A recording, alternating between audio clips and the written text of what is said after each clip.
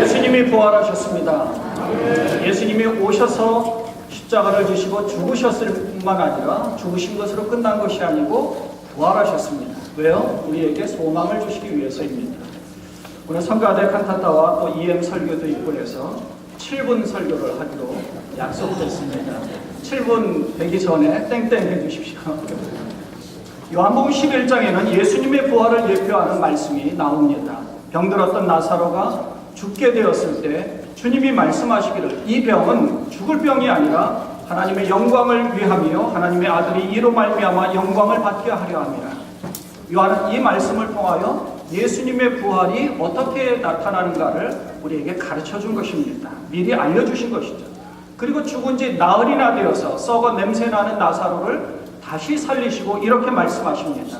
나는 부활이요 생명이니 나를 믿는 자는 죽어도 살겠고 무릇 살아서 나를 믿는 자는 영원히 죽지 아니하리라. 할렐루야. 예수님은 왕의 신하가 병들어 죽게 되었을 때 먼 거리에서도 말씀으로 고쳐주셨습니다. 나사로도 먼 거리에 있을 때 말씀으로 고쳐주실 수도 있었는데 그렇게 하지 않으셨습니다. 죽은 지 나흘이나 되어서 썩어 냄새날 때까지 그냥 두셨습니다. 왜 그러셨을까요?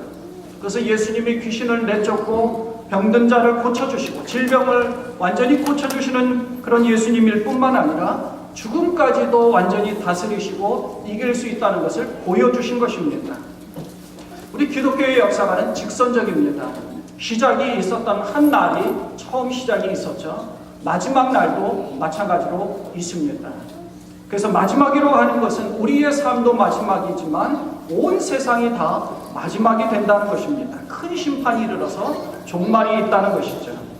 예수님이 죽은 자들 가운데서 살아나신 것처럼 온 세상에 있는 모든 사람들이 다 일어날 것입니다. 그리고 전능하신 하나님 앞에서 심판을 받게 될 것입니다. 죽음에서 예수님을 다시 살리신 것을 통해서 우리도 부활하게 될 것을 말씀해 준 것이죠. 그러나 그 이후에 모든 사람은 다 심판대 앞에 서게 될 것입니다. 요한복음 5장 28절 이후에 보니까 무덤 속에 있는 자가 다 그의 음성을 들을 때가 오나니 선한 일을 행하는 자는 생명의 부활로 악한 일을 행한 자는 심판의 부활로 나오리라 말씀합니다. 오늘 본문 23절에 보니까 모든 사람이 다 죄를 범하였음에 하나님의 영광에 이르지 못하였다라고 말씀합니다. 모든 사람이 다 죄를 범하였습니다. 어떻게요? 아담과 하와가 하나님 말씀에 불순종함으로 죄가 이 세상에 들어오게 되었습니다. 그 결과 모든 사람은 다 심판대에 서게 되었습니다. 아담과 하와가 에덴 동산에서 쫓겨났듯이 우리 모두는 다 지옥의 유황불에 떨어질 수밖에 없었습니다. 그런데 예수님께서 우리를 다시 에덴 동산으로 불러주시기 위하여서 이 땅에 오셨습니다. 24절에 보니까 이렇게 말씀합니다.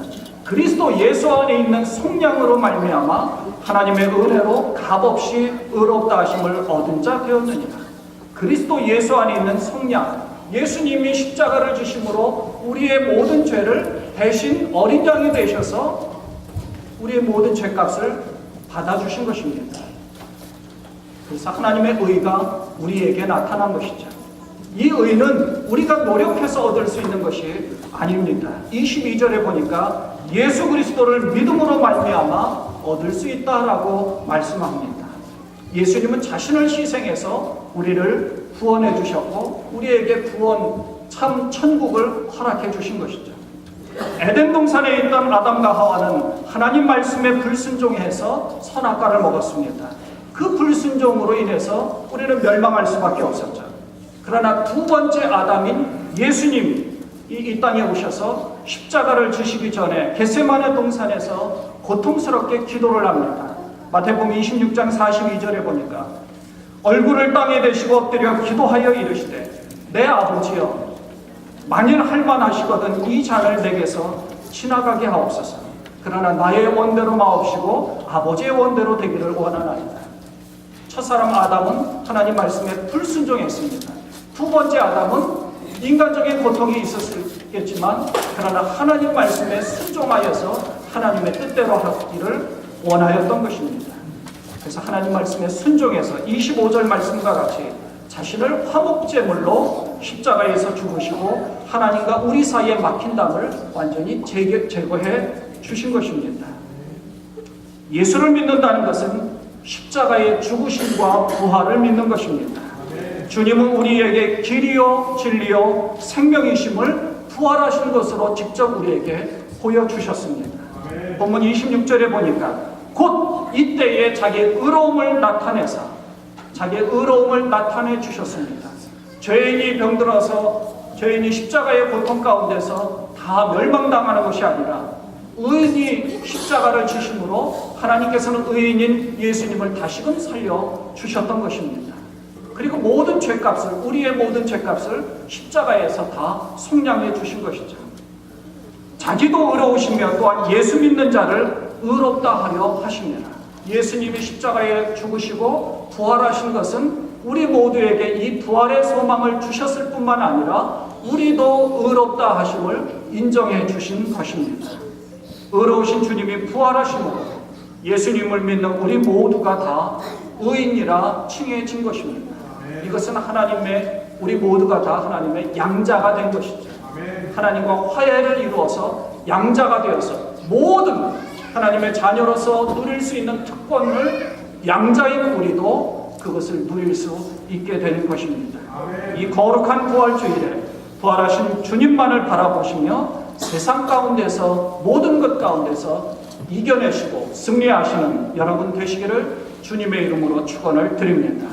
나는 부활이요 생명이니 나를 믿는 자는 죽어도 살겠고 무릇 살아서 나를 믿는 자는 영원히 죽지 아니하리라. 기도하겠습니다. 하나님 아버지, 예수님이 이 땅에 오셔서 십자가를 지시고 죽으셨을 뿐만 아니라 다시금 부활하신 것을 우리가 믿고 주님 앞에 영광 올리게 하심을 감사드립니다. 부활하신 주님을 찬양합니다. 부활하신 주님으로 인해서 우리가 또 부활의 소망을 갖게 된 것을 감사드립니다. 오직 하나님과 더불어서 하나님 우리에게 의인이라 칭해 주셨사오니 의인된 삶을 누리면서 부활의 소망을 가지고 이 땅에서 승리하는 우리 모두가 되게 하여 주옵소서. 우리 주님 예수 그리스도의 이름으로 감사하며 기도드리옵나이다. 아멘. 귀한 말씀 감사드립니다.